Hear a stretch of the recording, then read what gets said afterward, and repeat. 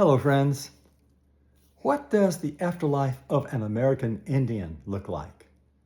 Is it different from what you and I can expect? Black Elk was a shaman and visionary who visited the land of his ancestors on 2 occasions.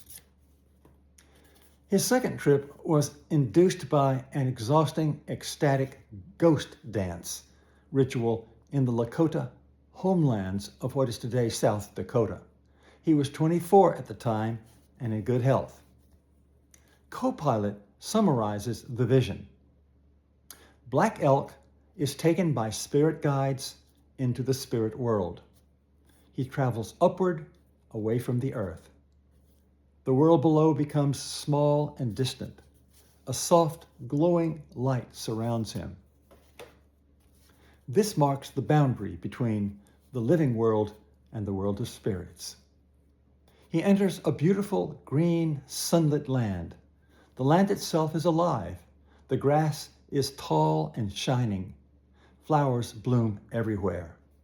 The people live in teepees that glow with light.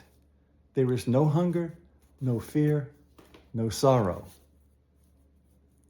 The air feels alive and peaceful, gentle. It is a land of no punishment. He sees many people who have died, including relatives. They're healthy, joyful, and young again. No one is sick, wounded, or suffering. They greet him with warmth, as if welcoming him home. The dead are not lost. They are alive in a better world. End quote. Here are Black Elk's exact words. I saw a beautiful land where many, many people were camping in a great circle. I could see that they were happy and had plenty. Everywhere there were drying racks full of meat. The air was clear and beautiful, with a living light that was everywhere. All around the circle, feeding on the green grass, were fat and happy horses, and animals of all kinds were scattered all over the green hills, and singing hunters were returning with their meat. End quote. Teepees, drying racks full of meat, singing hunters, fat and happy horses. These are details we don't meet in the descriptions of the so-called Summerland by people like me and most of you who come from a different culture. Yet much is the same.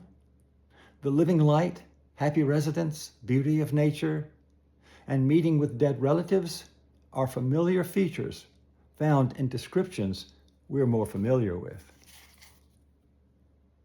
In a later passage, Black Elk describes the land of unhappy spirits. Then I looked down and saw many men and women who were trying to cross the dark and fearful river, but they could not. Weeping, they looked up at me and cried, "Help us!" End quote. Now, this is consistent with the findings we're familiar with. Many souls are unprepared to enter the lands of light and harmony and roam the earth as earthbound ghosts, the subject of my recent book, The Hell Dwellers, incidentally. What is the importance for us of Black Elk's visions? They remind us that in the afterworld, there are many sectors, a multitude of varying neighborhoods, all influenced by the cultures that shape us on earth.